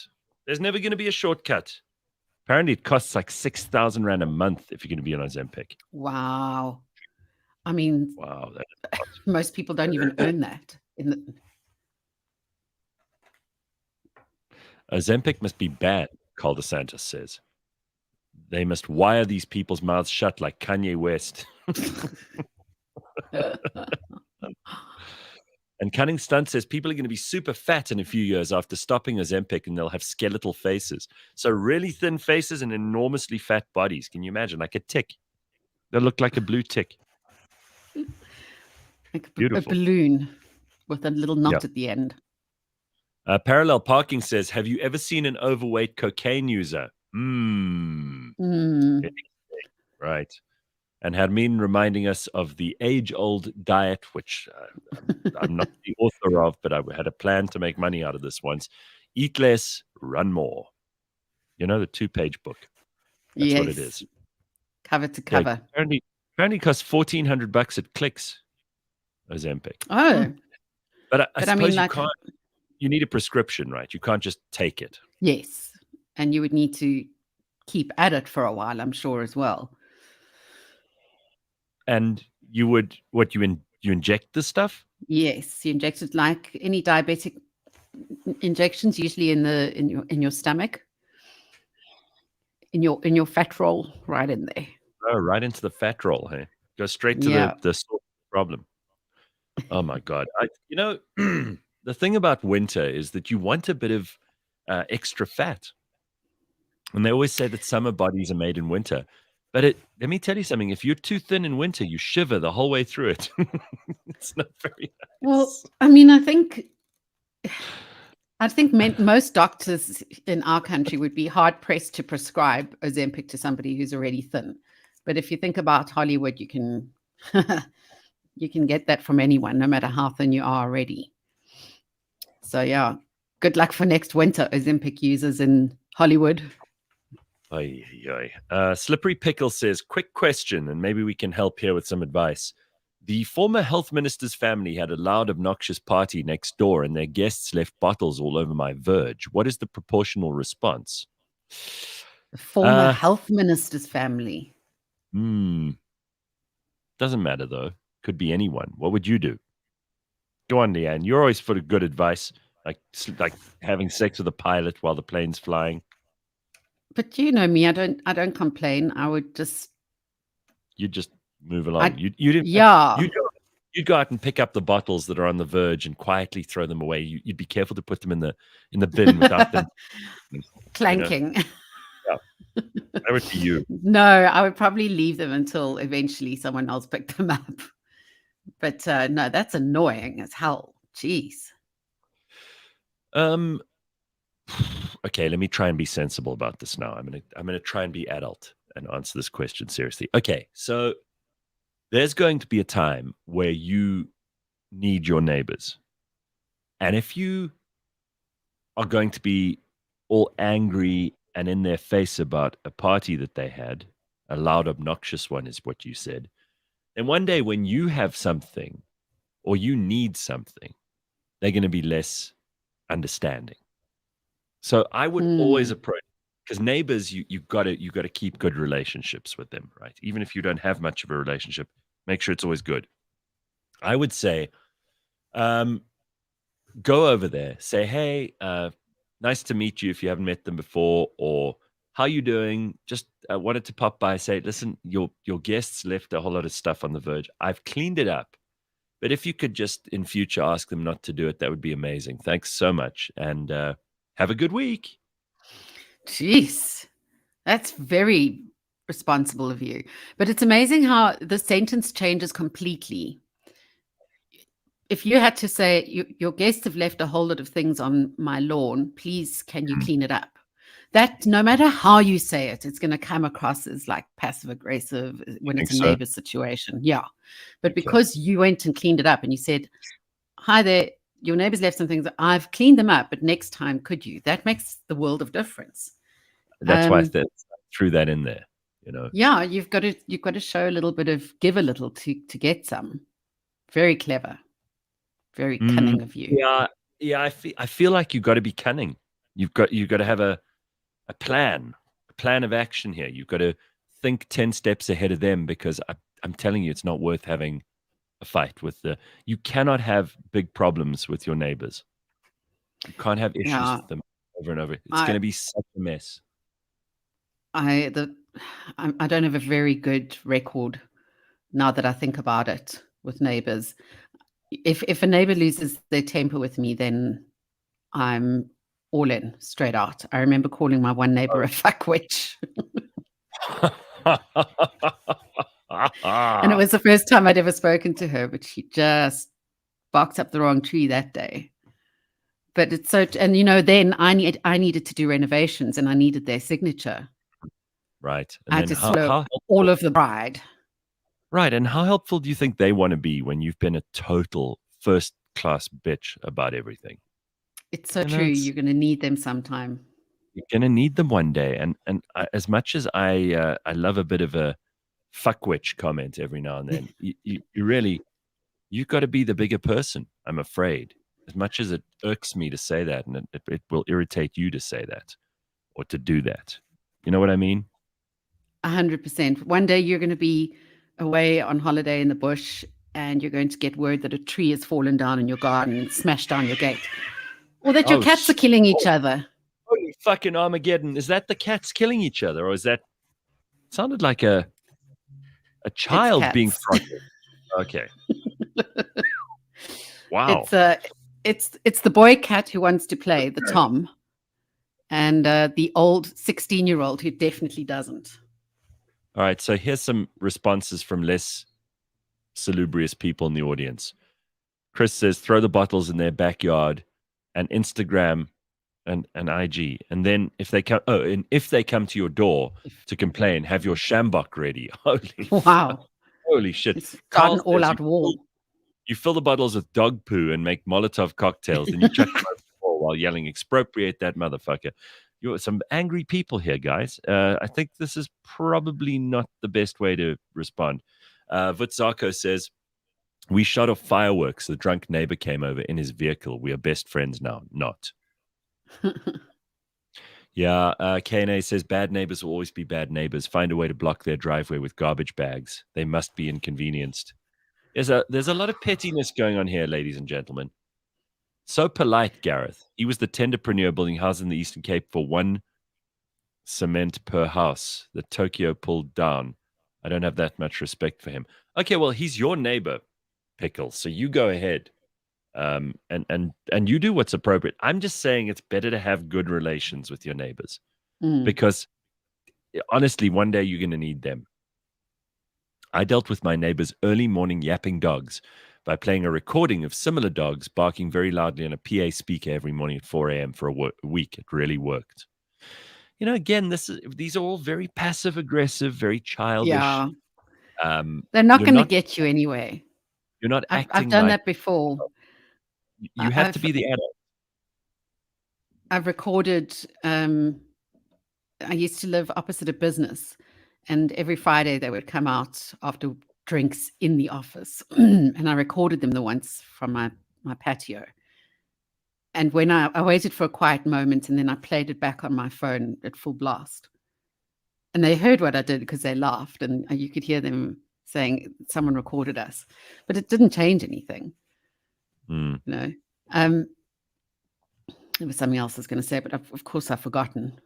Yeah, you're useless. Listen to so John is hardcore. He says, I walked into my neighbor's house, switched their hi-fi off, and fucked them up. Wow. After warning them a couple of times, we don't take shit in Benoni. Woo! Yo. Well, they always say, you know, there's that saying about good fences make good neighbors, right? So you have to know the boundaries. You have to know the limits. And I mean, I think it would be so awkward if you really hate your neighbors and they really hate you, and there's just no way you can fix that. It's gonna be very messy. It's a society. You have to coexist. It's the same as the once I was driving into work at the SABC, and on my way, probably about 1 kilometer away from arriving at work in the morning, I was next to a motorbike who really pissed me off. He cut in front of me. I almost knocked him over. And I was really cross with him. And we had like a bit of a road rage rally. You know, when you're still driving and you're still kind of zapping each other and hooting, but you're still moving. Yeah. And we both drove into the same parking lot, and our parkings were next to each other, and we had to get into the same lift. Oh, it's so awkward. Oh my God. It's like just don't stuff around with people that you know that you either are going to have to work with or live next to you. Yeah, it's too much. I shot a werewolf once, and I had already turned back into my neighbor's dog when they got to it. Hectic. Gareth, it's very simple, says Chris. They've demonstrated they're terrible neighbors. No amount of appeasement will change that. Give an inch, lose a mile. Be petty and make consequences for bad acts. All right, well, Carl points out only Benoni still has hi-fis in 2023. Get a BT speaker, cousin. All right, that's very interesting. Right, cool. That's enough of that. Apparently, speaking of like neighbors and finding things in your neighborhood, apparently some woman found a disturbing note in the pocket of a thrift shop jacket. We've actually got pictures of this. So where did you find out about this? One of my trusted sources, Lad Bible, which I'm sure you've heard of. I absolutely love them. Yeah. That's the one. Yeah. That's the one everybody goes to. Yeah. So obviously with the cost of living crisis, there's an upswing in thrift shopping and charity stores. People are throwing away the shame of wearing somebody else's clothes, secondhand goods. And often you find these little messages inside purses, or some people find money in hidden pockets in bags, and maybe something inside a shoe that the charity shop may not have picked up. And this person in the UK picked up a secondhand suit, a women's suit in red. I think you've got a picture of the suit there. Look, it's not my taste. I don't think I would have picked it out myself. All right, so here it is. It's a very pretty, straight up red jacket. It's got like a little bit of detailing on the pockets and the collar. And what was the note? Well, instead of just finding a snotty tissue, which I think I might have preferred in this case, or maybe a used plaster, this person came across a note that was pinned to the inside of the suit. It was pinned to the lining. And she shared it on Facebook. It was like a bit of a death note, really. And the note said, "Bury me in this red suit." And it's written in sort of old person's cursive, speaking of cursive. All right. So it means one of two things. Number one, the person was buried in it, and then someone dug them up and retrieved the suit. That's straight to the worst possible scenario. Yeah, and that's exactly where my mind went. Exactly. Or they were disobeyed. The old person who wanted to be buried in the suit was completely ignored, and nobody got the note, and it was too late. And then this woman who went thrift shopping found it, and now she's put it all over the internet. Listen, first of all, I do have a couple of questions about thrift shopping. I always find like there's a smell about like old clothes, that you've bought at some. I mean, if you've ever been into the wardrobe department at I remember when we did a play once, and I went into the wardrobe. It's always got that like slightly mothbally, musty kind of smell to it, and there's something about like jackets and things like that if they're not worn by a single owner who has a particular cologne or perfume or whatever it might be, they get like this thrift shop smell. And I don't think I'm being unkind by saying that, right? No, it's not even a classist thing or anything like that, because I mean, you and I both are interested in antiques and in old paintings and things like that. Sure. And we'll happily mosey on into an antique store. And there's a smell of an antique store, which I actually love. You can smell this kind of old world. You can smell the years and years of use. But there's something different when it comes to clothing and shoes. Oh, yes. I can't seem to cross that border. I know thrift shopping is a big thing now, and I see the value in it, and I understand where it comes from. And I've also been pretty desperate at times to find something new to wear. But I don't know if I can't cross that line of wearing somebody else's clothes. Some people I'm happy to sit in a chair, but wear their clothes, I don't know. Yeah, if I ever donate to a thrift store, I'll leave the doctor's notes on how my leprosy is incurable. Oh no! Listen, I mean, there's certain. Also, you're never going to use thrift socks or thrift underwear, right? No. So it's really only certain things you're going to get at thrift shops. You're going to get jackets. You're going to get, and vintage looking stuff. I suppose dresses and things like that for girls. For guys, I suppose you'd find a suit. But again, no one's going to have the same shape or size as you. Not a lot of people will. You need to kind of have those things tailored. If you're shopping in the thrift shop, you're not going to be able to afford the tailor. So I don't know. You sometimes find something. I'm sure that there are people who will tell us they found real bargains, but I'm not convinced. And the whole idea behind it is, well, I could probably get 3 of these at a cheaper price from somewhere like Shein or Shine or however you want to pronounce it. But there you are then perceived as in promoting child labor or, unfair labor practices. Oh, so what? And I'm all for, adding clothes. I feel the children also deserve to work. How come they get to live for free? Please. Adding clothes to the environmental pile of unused fabrics.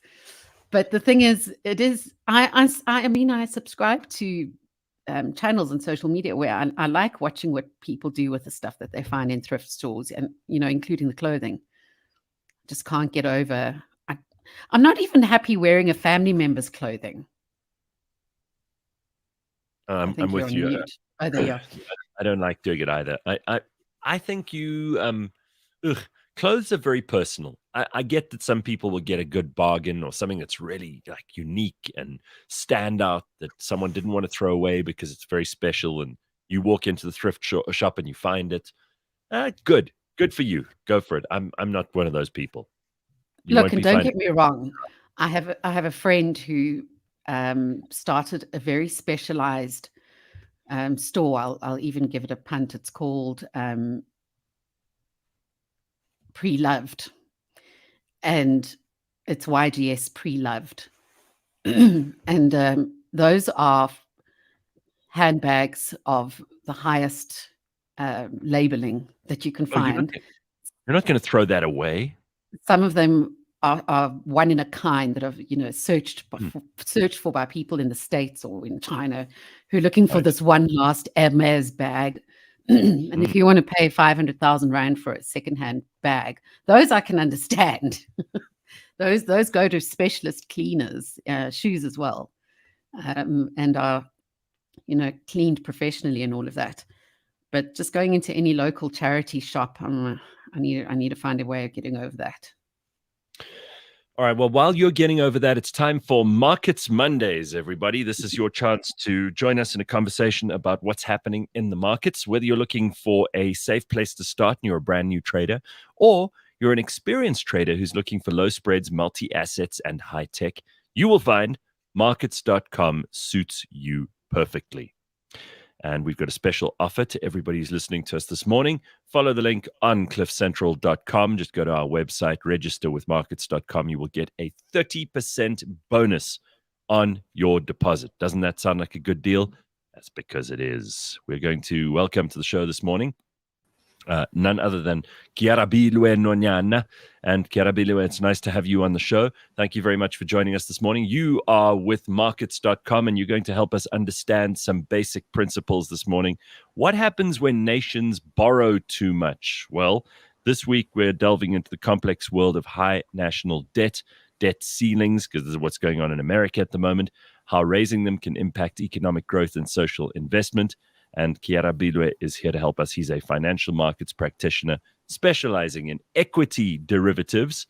His experience includes working for JP Morgan as an equity derivatives sales trader. So, Kiarabilwe, nice to see you, and thank you for joining us. Good morning, Gareth, and good morning to the rest of your listeners. Thanks, man. So, first of all, what sets markets.com apart from its competitors, and what made you want to work with them? Because I'm always curious where they find you guys and where you guys find them.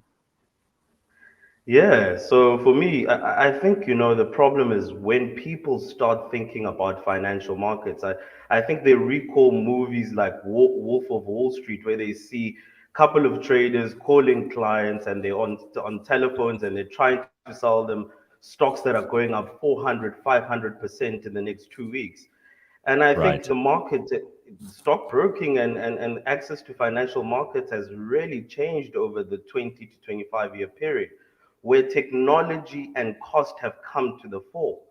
And what I mean by that is, usually back in the days, you'd have to take your telephone, not even cell phone, call a guy that you probably don't know, who probably works for a bank and you'll never see.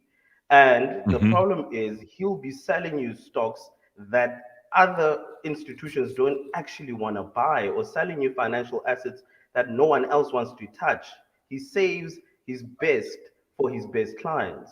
So with markets.com, what this technology has helped normal people on the street do is access global markets at the best technology at an affordable price.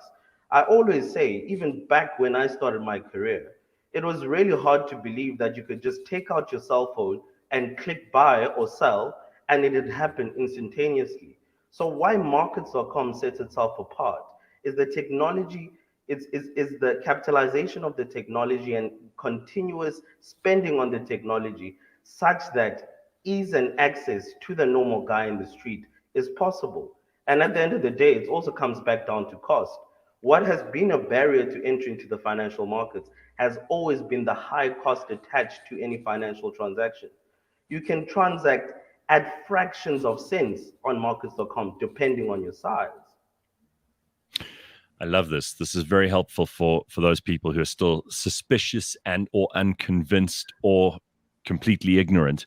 So let's get into the US, because I mentioned this in the introduction. So the United States is coming up fast on its deadline to hit the debt ceiling. I believe there's been some kind of a deal that's been offered by McCarthy now, and Biden's come to the table eventually. But for those who are new to the concept, can you explain a little bit about what the debt ceiling is in America and what function it serves?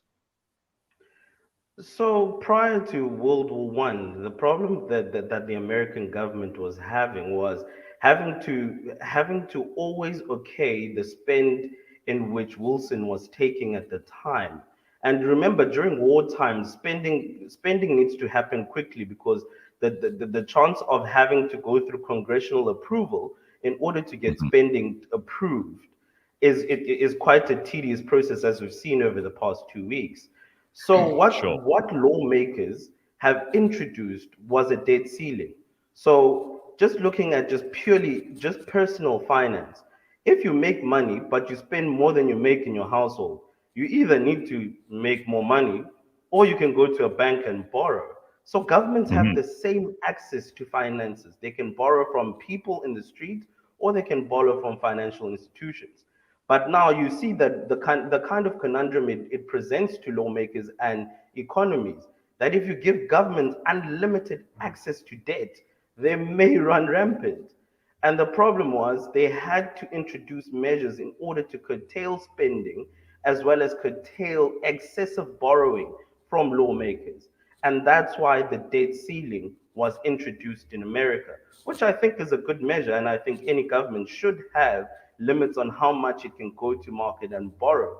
Because excess debt also means that you need to pay excess and interest, as we see here in South Africa.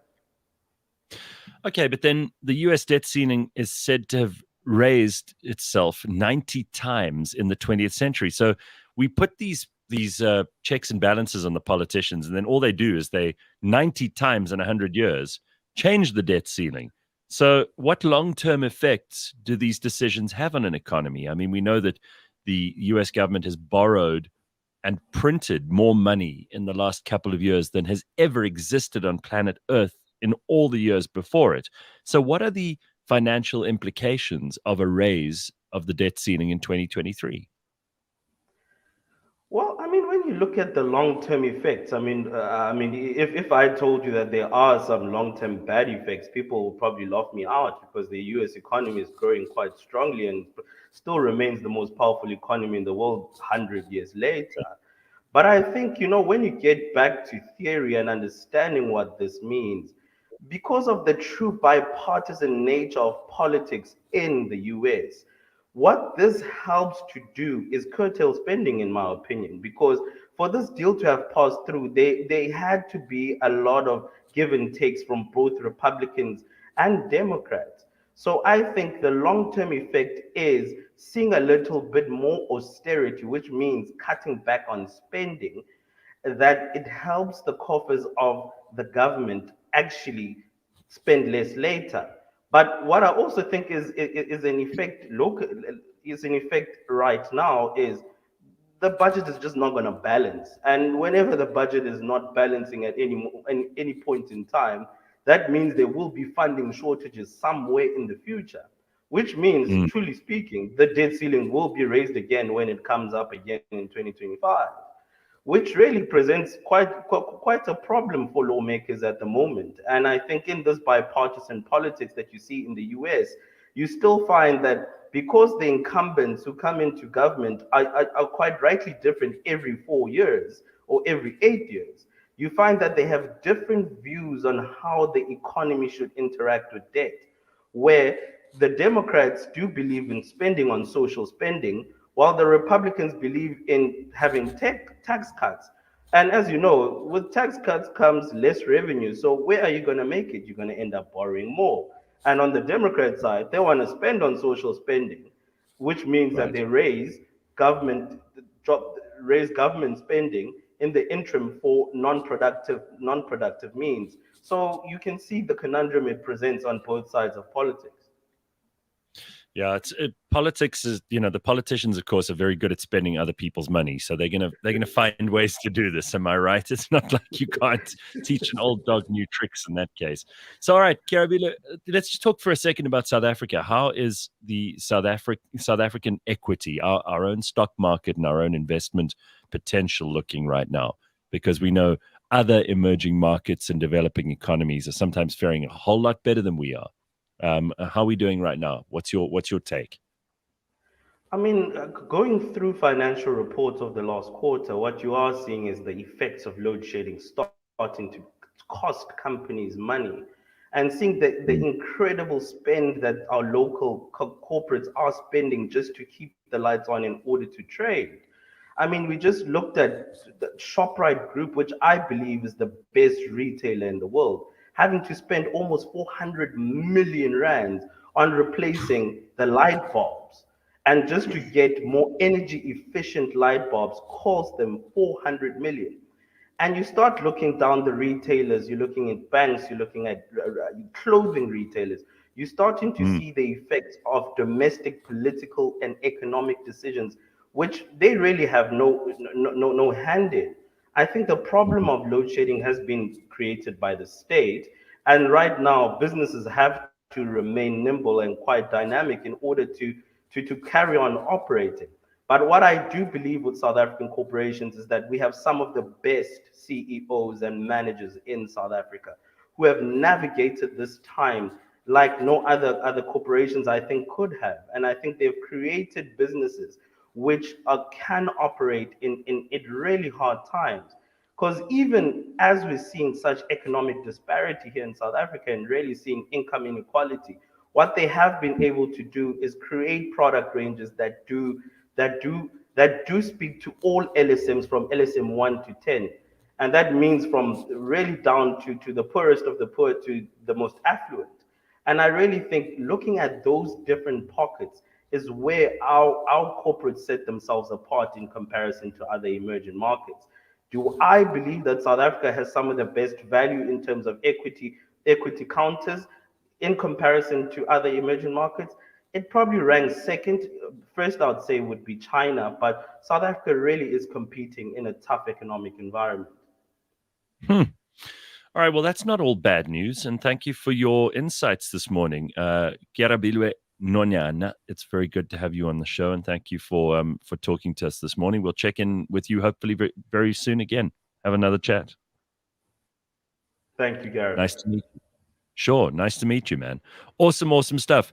All right. Well, that's all we got time for this morning with markets.com. But if you want to find out more, go along to markets.com. You will get a 30% bonus on your deposit if you follow through the link from cliffcentral.com. And you can find them on social media. They're very, very busy on Instagram. You can find them on Twitter as well, markets.com. And you can find them on markets.com SA on all the social media stuff as well. All right, Ass, what's on your agenda for this Monday? Well, after listening to all of that, I just want to resort back to the basics. So I'm going to be making some strawberry jam to trade with my neighbor's potatoes. There we go. That's the way to win. Just keep it simple. Keep it simple. Grow some shit in your backyard and try to sell it. And for God's sake, don't leave creepy notes like "bury me in this red suit" in any of your. In fact, and I'm also, you know what I found? I found a mask in one of my jackets the other day that I must have worn in winter of 2020 or 2021. I found a face mask to rob a bank or an opera mask. No, like the COVID masks. Oh, sis. I was like, what is this? Yeah, I was like, what is this? Throw that shit away. Ugh. But I interrupted Yeah. you. You saying something. Oh, I think that woman made a grave error. Pardon the pun. She should have pinned that note to the front of the jacket, right? Because obviously the family sold the jacket, and so anyway, maybe that's the other thing you should do today, is to just go through your wardrobe and see what you want to wear into the ground, and pin a note onto the front of it. All right, everybody, have a happy day. We will see you tomorrow at 6 a.m. bright and early. Bye. Cheers. Bye-bye.